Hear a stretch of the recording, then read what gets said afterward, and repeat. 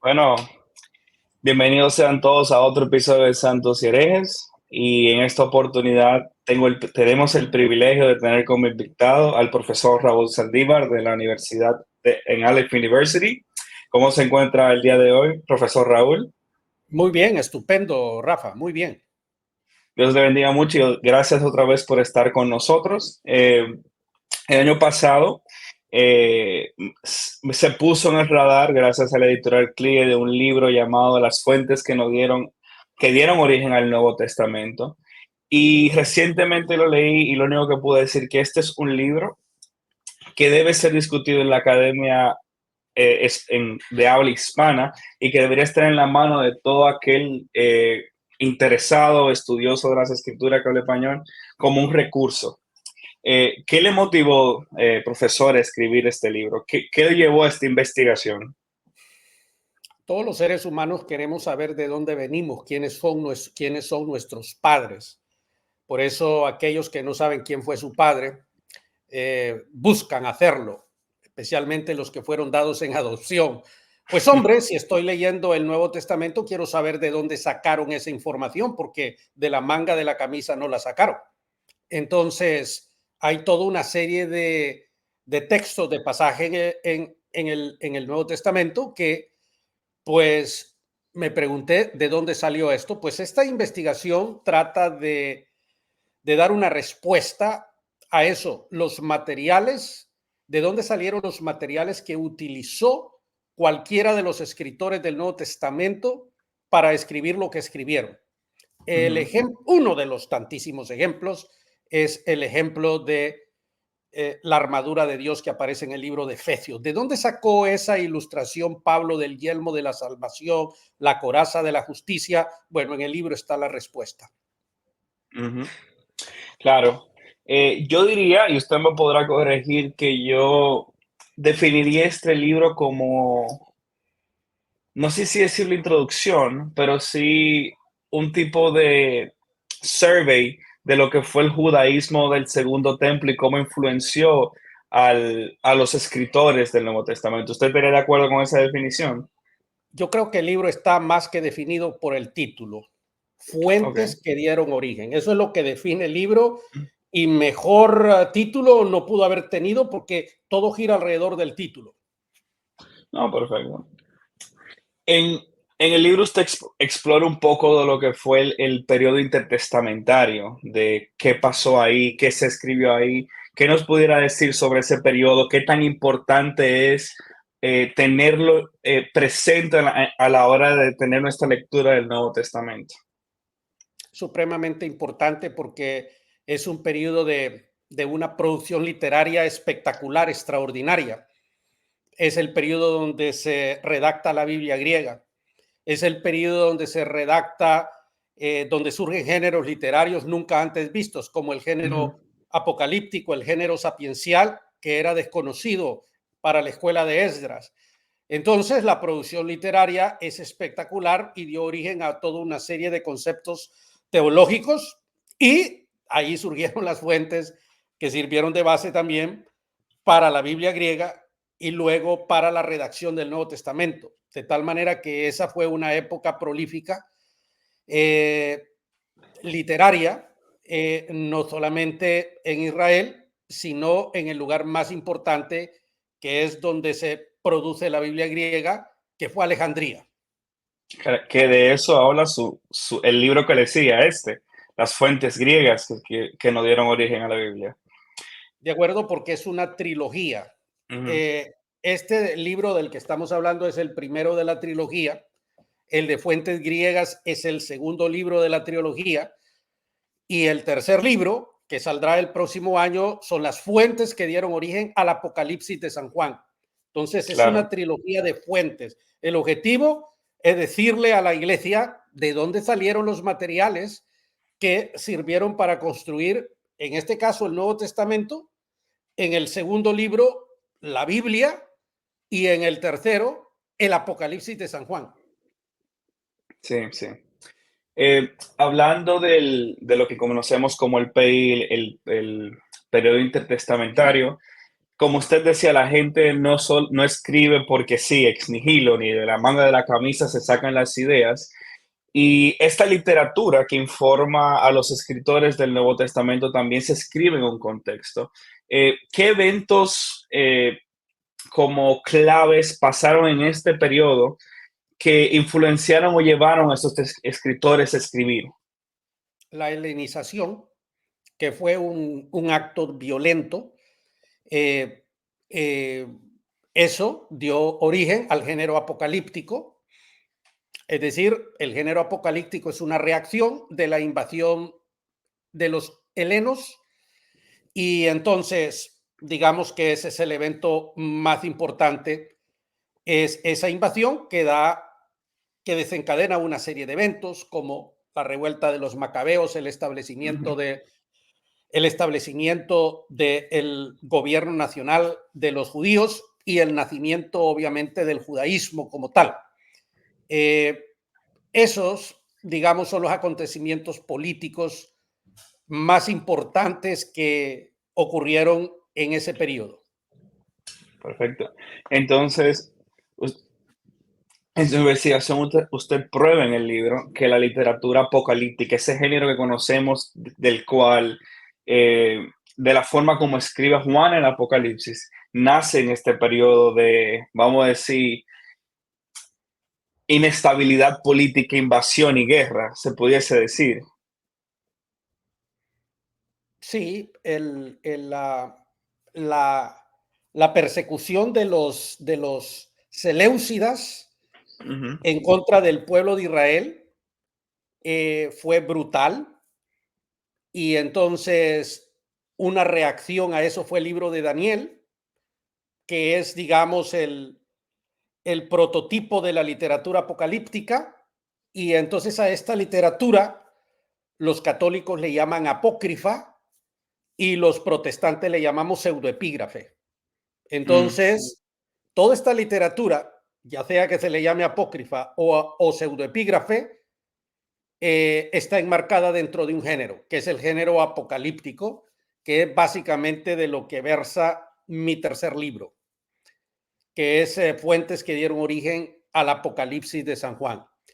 Pero ujú. el género se crea justo como una reacción a a la insolencia de Seleuco, de Antíoco Epífanes en Israel, y entonces surge el libro de Daniel y ahí encontramos en el libro la reacción de los israelitas frente a esa invasión. O sea, el género apocalíptico nace más como un tipo de crítica política, se pudiese decir, Es o una de, literatura política, es una literatura subversiva, es una literatura escrita en clave eh, eh, para que no la entendieran todas las personas, incluyendo el momento actual, para que no lo entendamos nosotros, a menos que estudiemos los códigos. Por eso es la insolencia de las personas hablando de cosas que no tienen la más mínima idea, porque eso fue escrito en un código para que no fuera entendido, excepto por las personas de aquel contexto, que claro, nos complica a nosotros entender el tema el día de hoy. sí, sí. Y también nace en un, esta literatura también nace como un tipo de darle esperanza a este pueblo que está siendo pisoteado en su momento, como usted mencionaba, por Eso es cierto. por los macedonios dirigidos por Alejandro Magno en su momento. Significa que el género apocalíptico, más que hablarnos del fin del mundo, nos está hablando de eh, crítica política al imperio que nos está pisoteando y esperanza al final del camino, como manténganse fieles. En primer lugar, no está hablando del fin del mundo, eso es lo primero. Y lo Ujú. segundo, que tú acabas de decir, eso es lo correcto. Así que lo segundo que mencionaste, eso es lo correcto. Lo primero no. Nada, no tiene Ujú. nada que ver con el fin del mundo. Acabamos de destruir muchas series de escatología que tienen muchas iglesias en el día de hoy. Ahora, eso Eso no viene explicado en este libro del que estamos Ujú, hablando. Aquí hablamos del patrón apocalíptico que se crea en el libro de Daniel, que ujú, es el prototipo de la literatura pseudoepígrafe de género apocalíptico. Toda esa explicación viene en el tercer libro que no ha salido al mercado todavía, que ya está terminado. El libro está en la editorial ya. ujú. Ah, pero usted también tiene el pequeño, el de entender la literatura apocalíptica para entender el apocalipsis, que también creo que es un libro pequeño que usted escribió sobre el tema, ¿no? No, yo nunca he No. escrito eso. No, Mm, creo que había visto algo similar con su nombre. no. Bueno, volviendo al tema que nos compete el día de hoy. Para el Tú estás, tiempo en tú que estás hablando a lo mejor del libro que se llama Apocalipticismo. Sí, ese pero ese mismo. libro va por otra línea, va con un Ujú, lenguaje más periodístico para dar una respuesta a una situación que había ocurrido en el año 2012 de el tema este de esa paranoia de los seres humanos del fin del mundo. Entonces el libro fue escrito para hablar sobre ese tema, pero es un libro que tiene algo de academia, pero es más va por la línea periodística o informativa. Lo de hoy es diferente, esto es academia pura. ah, ok, perfecto, perfecto. Pero sabía que había escrito como un libro Sí, en esa sí. rama, sí. No. Entonces, volviendo a la literatura que nos dio el Nuevo Testamento, una de las cosas que a veces pasa cuando alguien lee el Nuevo Testamento, a diferencia del Antiguo, es que se da cuenta como que primero el Imperio Romano está gobernando, segundo, tú ves estos grupos religiosos que no tienen que no tienen uniformidad, que son, por ejemplo, los saduceos, los fariseos, los celotes. Eh, y hay otro grupo, el cual la Biblia no menciona tal cual, pero sí hace alusión a ellos, que son los esenios, la comunidad de Qumran. ¿De dónde nacen estos grupos? ¿Cómo se dividen? ¿Cuáles son sus inclinaciones teológicas? Yo lo explico en el libro de Fuentes Ujú, desde la perspectiva de su producción literaria. ujú, Surgen evidentemente cuando surge el judaísmo, cuando el gobierno nacionalista judío gobierna por alrededor de 150 años, donde tenemos un sumo sacerdote que no solamente se arroga funciones religiosas, sino políticas. En ese periodo, entonces, surge una casta sacerdotal que conforma lo que se llama la aristocracia, que vendrían siendo los saduceos, y luego vienen, digamos, los seguidores de Esdras, que van por esa misma línea, la Torá, los escribas, y entonces son los originadores del judaísmo, de la religión ujú. judía. Como siempre, hay unas personas que no funcionan en uno ni en otro, que son siempre los santos, los que no se mezclan con los malos y que tienen que salir a, porque solo ellos son los verdaderos, y ahí surge ese grupo que se van a vivir como ermitaños a las cuevas de Qumran, a las orillas del Mar Muerto. Esos son los esenios. Cada uno de estos grupos, exceptuando los saduceos, los fariseos, los esenios, producen una rica literatura que es fuente para la redacción del Nuevo Testamento. Es decir, de la literatura de los esenios, de los fariseos, se nutre algunos conceptos y algunas cosas, especialmente de los esenios.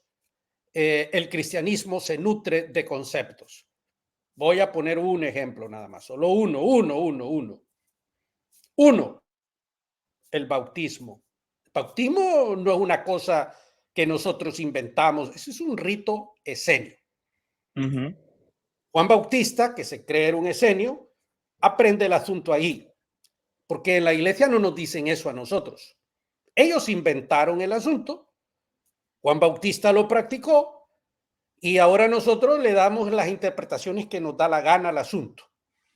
Pero como estamos hablando de fuentes que dieron origen, a la teología, a los escritos, pues ahí tenemos uno. El bautismo en agua es un rito que tiene su origen en una comunidad de santos, los esenios, los señores de Qumran. Ujú. De donde sacamos los famosos rollos del Mar Muerto, de esa comunidad. Así se le Correcto. dice. Se le Y dice. es Y otro concepto que se desarrolla en el periodo intertestamentario que es vital para nosotros los cristianos, o una doctrina cardinal, es la idea del Mesías. La el idea de... Mesías, Ujú. correcto, Oh, el sí, sí. Mesías aparece en el libro de Enoch. El libro de Enoch no es aceptado por la iglesia cristiana como un libro sagrado, excepto por la iglesia cristiana etíope, que ellos sí canonizaron el libro. Ahí en ese libro, que en realidad no es un libro, sino que es un conjunto de documentos al que hicieron una redacción final, ahí aparece el concepto de hijo de hombre, que es un concepto mesiánico, ¿no? Entonces, ese es un concepto que se desarrolla en los pseudoepígrafes, y el más importante de los pseudoepígrafes es el libro de Enoch. Entonces, cuando encontramos en Juan 1, hemos hallado al Mesías, Eurekenton Masaya, hemos hallado al Mesías, ya tenían un concepto de Mesías. ¿De dónde sale el concepto de Mesías? El concepto de Mesías sale de los pseudoepígrafes. Entonces, no surge ex nihilo. Hay toda una literatura que desarrolla el concepto, solo que las interpretaciones de las escuelas rabínicas eran variadas, y la interpretación que dio Jesús al concepto no fue del agrado de ellos. Y ahí es donde vino la discrepancia y el conflicto. Pero es correcto, viene del libro de Enoch, entre otros. Ujú. Pero como el grueso de lo que nosotros entendemos del concepto Mesías, se pudiese decir que viene del libro de Enoch. Mayormente, todos los libros, la mayor parte de los libros pseudoepígrafes, va a aparecer la figura de alguien que le va a dar su merecido a los perseguidores del pueblo de Dios. Pues ese que se va a levantar para darle su merecido, ese es el Mesías. Mesías significa ungido, nombrado, que en griego se dice Cristos, ¿no? Entonces, cuando Pedro declara y le dice, tú eres el Cristo, le está diciendo, tú eres el Mesías, tú eres Ujú. el Hijo del Hombre. Cuando Jesús se arroga ese título, entonces, básicamente se está identificando con el concepto que antes del PI no existe. Y Ujú. en esa literatura es donde vemos que se desarrolla mayormente, como ya lo dije. Claro. El libro de Enoch es clave también y parece que por lo menos el entendimiento enoquiano, se pudiera decir, estaba bien presente en el pensamiento de los judíos del primer siglo, porque el libro de Judas, que es sagrado para nosotros los cristianos, alude a él. Y segunda de Pedro, quizás no tan a la clara como lo hace Judas, también se nota que hay lenguaje enoquiano ahí. Todo el Nuevo Testamento, están influenciadas por el libro de Enoch, que es una Ujú. fuente primaria para la redacción del Nuevo Testamento. Claro. Y entre las cosas que se hablan también en esta literatura, que también es otra doctrina cardinal para nosotros los cristianos, es el tema de la resurrección en el día final. La resurrección, como lo digo aquí en el libro de Fuentes, aparece mencionado en el libro de Macabeos por primera Ujú, vez, de una forma más clara que en Daniel, ujú, aunque Daniel y Macabeos son contemporáneos, eh, pero explicado, expuesto de una manera bien clara ujú. Acá eh, en algo. en Macabeos. En Macabeos sí ya aparece eh, que los seres humanos de aquel momento tienen un concepto que hay un día de juicio y que hay resurrección del cuerpo. Y entonces esta es una doctrina que no los vemos en los libros de la Torá, que no los vemos en los libros del Neveín, porque no existe, el concepto todavía no existe, no se ha desarrollado, no ha surgido. Ujú, Entonces aparece en el libro de Macabeos digamos, porque nosotros decimos por primera vez, pero en los libros que nosotros consideramos sagrados. Es posible que exista en otro documento, pero en el libro de Macabeos, que está dentro del canon alejandrino, entonces sí aparece bien claro este tema cuando las hermanas de Marta le dicen a Jesús, sabemos que en la resurrección, o sea, ellas ya tenían un concepto claro de la resurrección del cuerpo. En la época de Esdras no se sabía el tema, no se hablaba del tema. De hecho, los judíos actuales no creen en la resurrección, es decir, no es parte de la teología de los, no es Del parte judaísmo de la actual. teología del judaísmo la resurrección, como lo enseña el apóstol Pablo en 1 Corintios 15. Es ya se ha vuelto una doctrina cristiana y que los judíos eventualmente dejaron atrás, ¿verdad? Pues los judíos no creyeron en eso nunca. Ah, Los está judíos bien. cristianos sí. Por eso Pablo tiene que hacer de tripas corazón, usemos esa expresión, y escribir Primera de Corintios 15, que Primera de Corintios 15 evidentemente está fundamentada en la literatura pseudoepígrafe, pero mayormente es producto de la lógica humana y de la experiencia y de la lógica. Es una combinación de experiencia humana con lógica aristotélica. ¿Por qué digo lógica aristotélica?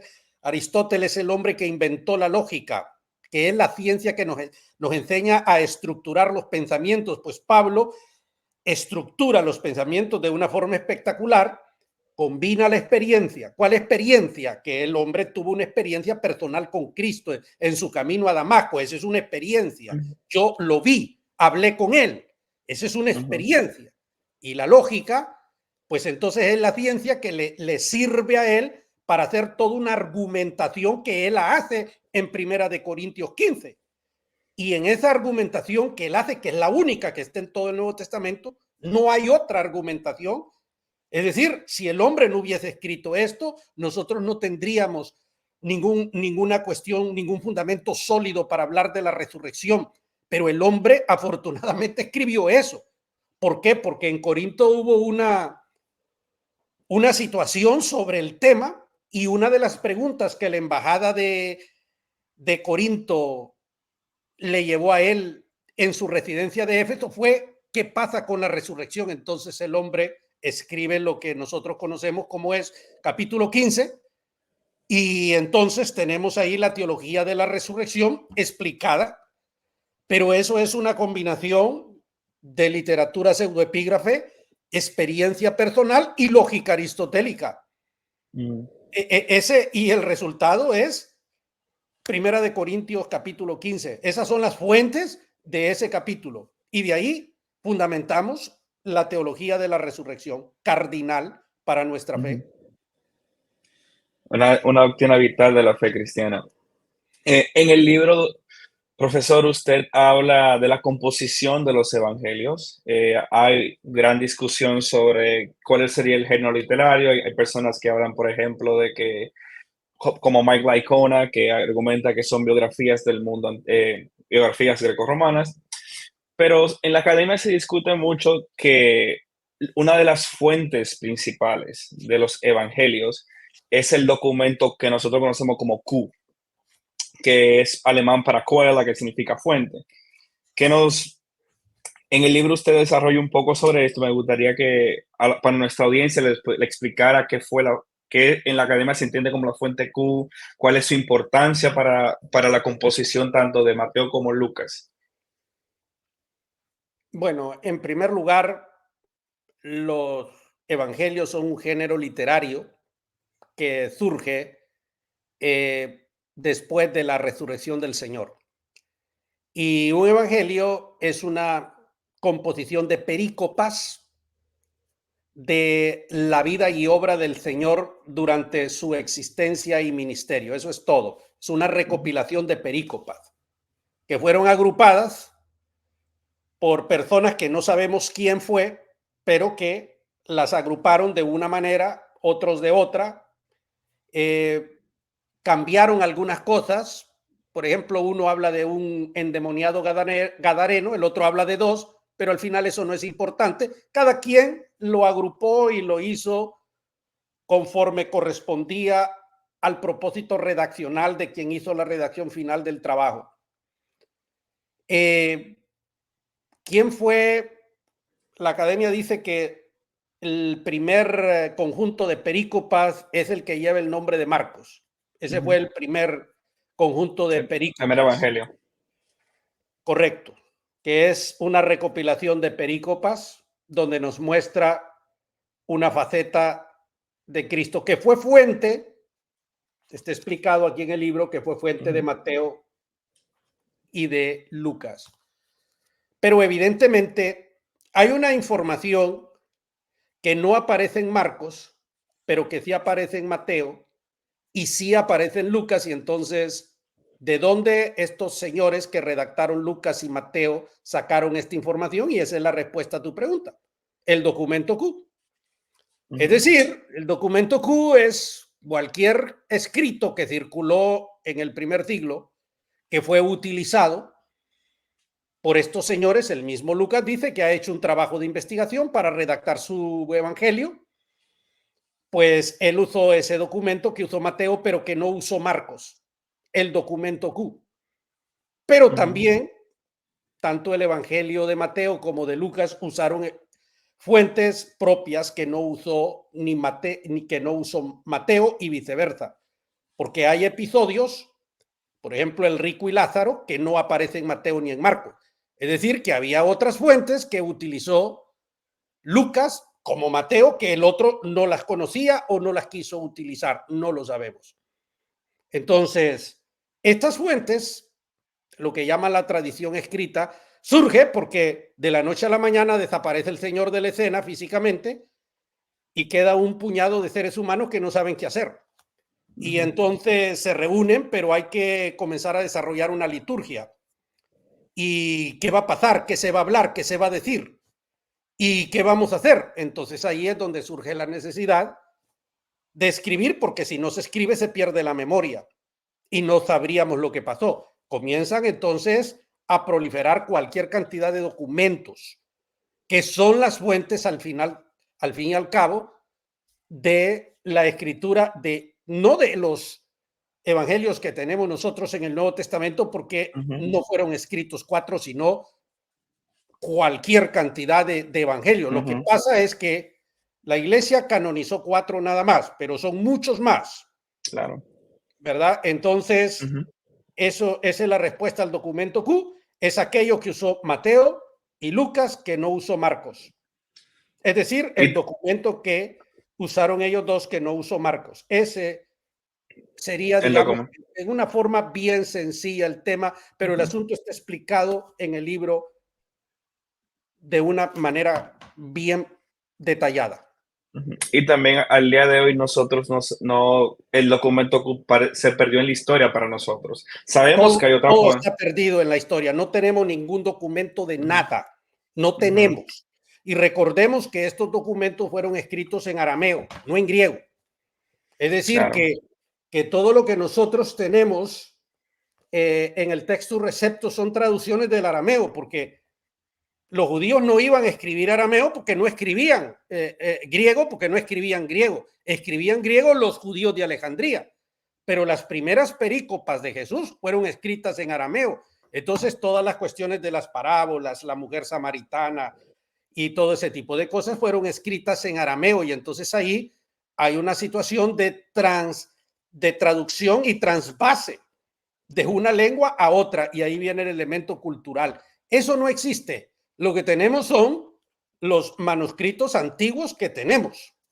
O sea, sabemos que la fuente existe por una deducción del texto, del texto que tenemos actualmente. Sabemos que definitivamente usaron a Marcos, pero definitivamente también usaron otra fuente. No la tenemos, pero podemos más o menos descifrar cuál pudo haber sido su contenido en las cosas que tanto Mateo como Lucas agregan que no tiene Marcos. Es cuestión de lógica eso, Rafa, eso es lógica. Eso Claro. no requiere ciencia. Tú vas a encontrar en cualquier libro de Nuevo Testamento, Tenney, por ejemplo, te dice el tanto por ciento se tomó de aquí, de allá, tantos versículos de Mateo aparecen en Lucas y te va diciendo los números y los porcentajes. Eso es aritmética, ¿no? Entonces eso te lleva a la lógica, estructurar pensamientos y dice, bueno, pues si Mateo y Lucas coinciden en este porcentaje, ¿qué significa que usaron las mismas fuentes? Te voy a poner un ejemplo, pero del otro lado del río. Cuando lees, por ejemplo, los evangelios gnósticos, te vas a dar cuenta que usaron las mismas fuentes que nosotros, solo que ellos les dieron una interpretación diferente. Así de sencillo. Claro. Y hablando de eso, de los evangelios gnósticos, usted tiene toda una sección en su libro sobre lo que es la literatura apócrifa cristiana. Si pudiéramos indagar un poco, qué fue qué es lo que nosotros conocemos como literatura apócrifa cristiana? Y también quizá explorar un poco lo que fue los textos de Nag Hammadi. Bueno, a finales del siglo I surge la herejía gnóstica, que es una teología que podemos dividir en un gnosticismo secular y uno cristiano. Eso lo explico mejor en el segundo libro de Fuentes Griegas, que hay un capítulo especializado sobre el tema. Pero en este libro lo incluí para demostrar que en esa época había toda una serie de fuentes que usaron los redactores de los evangelios que nosotros canonizamos, pero que también utilizaron los gnósticos. Entonces, por ejemplo, cuando leemos el Evangelio de Tomás, que está fundamentado en los dichos de Jesús, todos los dichos de Jesús que aparecen en el Evangelio gnóstico de Tomás, no todos, pero un gran número de esos dichos aparecen en los sinópticos.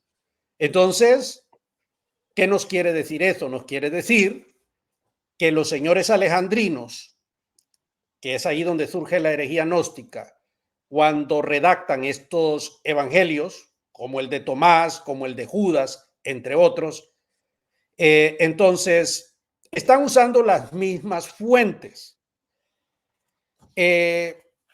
Hubo un lugar que es Nag Hammadi, es un lugar en Egipto donde hubo una comunidad gnóstica y entonces allí hubo un descubrimiento arqueológico extraordinario.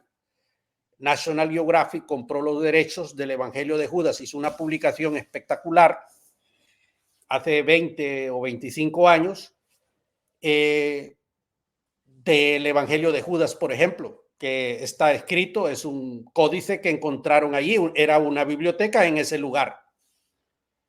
Y entonces eso es un descubrimiento arqueológico espectacular porque nos muestra cuál era la teología gnóstica. Por ejemplo, Judas Iscariote aparece en el Evangelio como el discípulo amado de Jesús, que no lo traiciona porque como lo entendemos nosotros, sino que eso más bien es un acto de amor y que Judas es recipiente de una gnosis, de un conocimiento que trae la salvación y entonces te desarrolla toda una trama, usa las mismas fuentes, pero te tergiversa el asunto. Y entonces en ese lugar de Egipto encuentran esa riquísima literatura gnóstica y por eso es conocida de esa manera, ¿no? Y se le llama la biblioteca de Nag Hammadi. Y, o sea, está en la página 125 en adelante y lo de la colección gnóstica de Nag Hammadi en la 132. Pero aparte de eso, hay cualquier cantidad de evangelios, el de Pedro, el de María Magdalena, etcétera, etcétera, que son evangelios gnósticos, que también podemos llamar evangelios, bueno, esos son los gnósticos, pero aparte de ese cuerpo literario, hay otro cuerpo literario que se llaman los evangelios apócrifos, que esos no fueron canonizados, porque contienen historias que la iglesia no aceptó. En el libro están explicados a partir de la página que ya mencioné, por ejemplo, el Evangelio de los Ebionistas, por ejemplo, el Pastor de Hermas, fueron evangelios, no evangelios, fueron escritos que no fueron aceptados por la iglesia, por ejemplo. Sin Pero embargo, que sí circularon en la iglesia eso le iba a decir. y que al principio ellos los leían y los tomaban como sagrados, pero al final del día no fueron canonizados, porque el Pastor de Hermas sí fue leído y por algunas comunidades cristianas aceptado como libro sagrado, por decir algo. Ahora, los gnósticos no. Los gnósticos nunca fueron aceptados, fueron combatidos por la escuela de Alejandría porque negaban la deidad de Cristo. Al negar la deidad de Cristo, evidentemente se metían a un territorio inaceptable y entonces fueron rechazados de plano. Pero usaron las mismas fuentes que usaron los redactores de los evangelios canonizados. Sí. Y también el pastor de Hermas, quizás no fue aceptado al final como parte del canon, pero sí incluso es parte de lo que hoy tenemos como la colección de los escritos de los padres apostólicos. A pesar de no terminar siendo parte de las escrituras, sí era un libro que era bien conocido y leído entre las comunidades cristianas. El doctor González, el historiador cristiano, tiene un buen libro con respecto al tema de qué era la Biblia en la iglesia primitiva, y uno se sorprendería de los diferentes cánones que existían al principio, antes de la llegada de los concilios, que sería el próximo tema a tocar, la formación del canon bíblico, porque hablamos de los evangelios canónicos y hemos hablado de los evangelios y escrituras apócrifas o gnósticas. ¿Qué pudiésemos decir al final cómo la iglesia cómo decide esto, que qué va o qué no va dentro del texto? Ahí siempre va el tema de la inspiración, que qué es la inspiración, si la plenaria verbal, si la iglesia descubrió cuáles eran los textos que eran o la iglesia los decidió. La eterna lucha entre la institución de la iglesia o la parte espontánea del espíritu. ¿Qué pudiéramos decir sobre esto, profesor Saldívar? En el canon del Nuevo Testamento, el cristianismo no tiene discrepancias y como que todos aceptamos los 27 libros que aparecieron en Muratori, aunque, como lo acabamos de decir, en el siglo II y III, en la iglesia cristiana, fue muy popular el Pastor de Hermas. Pero los padres de la iglesia, como Tertuliano e Irineo de León, lo consideraron, ellos lo consideraron como sagrado, Tertuliano e Irineo. Y en el Códice Sinaítico de Tischendorf aparece como parte del canon. Así que en algún momento estuvo dentro del canon. Pero en la lista final, que es la que aparece en el Código Muratori, ya no apareció el Pastor de Hermas, que es un libro de carácter apocalíptico, está ahí en la página 127, con el típico lenguaje simbólico. Ahora, el problema nuestro está en el Antiguo Testamento, ahí es donde está el problema. Todos los grupos cristianos divergemos en el tema del Antiguo Testamento. Los católicos romanos tienen un canon que fue sancionado en el Concilio de Trento. La Iglesia Cristiana Ortodoxa tiene un canon que fue sancionado en el Concilio de Trullo. Y la Iglesia Protestante tiene un canon que nunca fue sancionado por nadie. Esa es la diferencia. Nunca sancionó el canon nuestro. Los católicos sí se reunieron, sus obispos por años. Los ortodoxos también, nosotros nunca. Ahí es donde está el detalle. Ese tema es ampliamente discutido en la Biblia griega. En el libro de las fuentes griegas, porque en la Biblia griega está bien claro cuál es el canon que los redactores del Nuevo Testamento aceptaron. Está bien claro.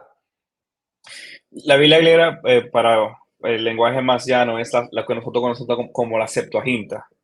Eso es A correcto. la audiencia que quizá no sepa el término Biblia griega, que a diferencia de lo que hoy conocemos como la Biblia hebrea, que es la excusa que hoy he visto a personas que defienden el canon protestante, como que nosotros nos estamos guiando de la Biblia hebrea, que ese fue el canon que los judíos aceptaron. Sin embargo, no saben que lo que fue el concilio de Yavne, que fue en respuesta al creciente cristianismo, que básicamente fue un no queremos saber de ustedes cristianos. En eso se basó el concilio. Ahí deciden por fin los libros finales que van a ser parte de la Biblia hebrea, rechazando el producto judío del periodo intertestamentario. Eh, pero ya para ese entonces, el rechazo vino que la Biblia griega, la Septuaginta, se volvió la Biblia de los primeros cristianos. Eso es correcto. Lo que acabas de decir es correcto. Así es. Cuando Pablo habla de que toda la escritura es inspirada por Dios, el Nuevo Testamento no existe en ese momento como lo conocemos ahora. El único texto que él tiene disponible, que ya existía en su momento, y él hablando de una comunidad que hablaba griego, era la Septuaginta. A eso es lo que se está refiriendo con que esa es la escritura que está inspirada por Dios. Ok. Y Que, entonces, ¿me das permiso ahora de hacerte yo las preguntas a ti? ah, no, está bien, profesor. Ok. ¿Y es la Biblia griega tiene los libros deuterocanónicos o no los tiene? Los tiene. Perfecto. La respuesta es correcta. Segunda pregunta. Tú lo acabas de decir, lo dijiste tú, no yo. Citaste segunda de Timoteo 3:16. Toda escritura es inspirada por Dios. Y tú dices que no estaba el Nuevo Testamento. Y eso es correcto. Entonces, por lógica, ¿a qué se refiere segunda de Timoteo 3:16 cuando dice toda escritura es inspirada por Dios? A la Septuaginta, la Biblia hebrea que Perfecto. tienen a la mano. Entonces, si vamos a usar el silogismo de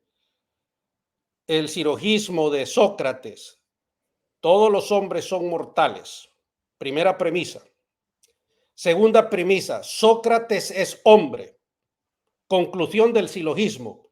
Luego entonces Sócrates es mortal. Entonces vamos a usar el mismo silogismo. Si la Biblia griega tiene los libros deuterocanónicos y segunda premisa, los libros deuterocanónicos fueron considerados sagrados, luego entonces los libros deuterocanónicos son sagrados. Y si eso es así, ¿por qué los protestantes hablamos mal de ellos, los excluimos y les llamamos apócrifos? No me contestes, no tienes que contestar, solo lo dejo allí, pero ese es el silogismo de la lógica. Sí, sí. Ya no hago No, preguntas, ya no hago preguntas, ahora continúa, perdona. no, Pero eso claro, lo claro, dijiste tú lo dijiste, no yo, ahora yo hice el silogismo y estás en lo correcto. claro. Y también si nosotros hacemos una investigación histórica de dónde nace el canon protestante como tal, nos daremos cuenta que no fue por ninguna razón espiritual, fue por un tema de papel y de ahorrar papel y ahorrar dinero, que eventualmente se quita los deuterocanónicos de las Biblias protestantes. Eso lo vamos a dejar cuando lo vas a leer esa historia en el segundo libro y lo vamos a dejar para esa ocasión. Nosotros nunca hicimos canon, nunca, porque el canon solo puede ser hecho por los obispos de la iglesia. Son los únicos autorizados a decir que es sagrado y que no es sagrado, los obispos de la iglesia. Entonces, habemos tres grupos principales de iglesia cristiana. Hay otros, pero los principales. Nosotros los protestantes, que somos los herederos de la Escuela de Ginebra, porque ahí es donde se gesta la teología protestante en Ginebra por los reformadores. Ujú. Entonces, nunca nos reunimos para determinar cuál era el canon nuestro. No lo hicimos. Luego, entonces, simplemente hemos seguido otros parámetros, pero no es el objeto de diálogo de este programa, por eso obviamos el tema. Perfecto. Pero sí se toca, el tema de la formación se toca en su libro. Muy importante que Se hay, toca porque habla de la canonización y de la inspiración al final, pero estamos hablando del tema del Nuevo Testamento, porque Ujú, el libro es versa cómo se forma el Nuevo Testamento. ujú, Pues entonces, las fuentes que se utilizan, entonces, ahí viene el tema de inspiración, ¿no? Porque si la iglesia dice que el ángel Gabriel, Miguel se pelearon por el cuerpo de Moisés y la iglesia dice que eso es sagrado, pues eso es sagrado, porque así lo dice. Ahora, el tema allí es cómo interpretar eso, si literal o alegóricamente, ese es otro problema. Entonces, por eso es que después de desmitologizar la cuestión de que, porque el concepto que se tiene de la escuela dominical es que un señor se paró en una mesa de madera, se sentó al lado de una mesa con una candela y el tipo comenzó a escribir lo que el espíritu le iba diciendo. Y el resultado de eso entonces son los evangelios y las cartas. Ese es el concepto que nosotros tenemos. Entonces, claro, cuando viene un individuo y te dice que no, que lo que hizo el individuo no fue eso, sino un trabajo de investigación que usó fuentes bibliográficas aquí y allá, en diferentes idiomas, seguro, ¿no? Entonces, pues eso como que desmitologiza unos pensamientos, unas cuestiones que hemos mantenido por tantos años. Entonces, había que incluir el tema de la inspiración, porque al final del día, si tú lees en la introducción, vas a leer que yo afirmo que en ningún momento niego la inspiración del texto. El problema no es ese, el problema es cómo definimos la inspiración. ¿cómo? Aquí quizá lo mete en problemas, pero ¿cómo lo definiría usted? Ah, no, eso lo dejo que lo lean en el libro ustedes. La gente que quiere saber el tema va a tener que leerse el libro. No, claro. Yo sé cuál es, leí, pero quería que, para que la gente también supiera. Pero, doctor Saldívar, no le quitamos más tiempo. Muchísimas gracias de verdad por estar con nosotros. Esperamos tenerlo de vuelta para discutir el tema de fuentes griegas, que ese recién lo tengo y estoy loco por leerlo. Está súper interesante. Lo que habló del método alegórico. Hay que leerlo porque en el Nuevo Testamento el apóstol Pablo lo usa tanto en Gálatas como en Primera de Corintios, que es lo que me llega a la mente ahora mismo. Lo usa siempre. Uh-huh. Lo que fue la escuela de Alejandría, la helenización, todo eso son temas muy importantes para nosotros entender nuestra Biblia. Y también muchas gracias por tomarse el tiempo de producir material académico de calidad para la comunidad hispana. Un placer. Gracias, Rafa. Ha sido un gusto estar dialogando contigo este día. Bueno, eso ha sido todo por hoy. Gracias a todos por haber estado con nosotros. Dios les bendiga.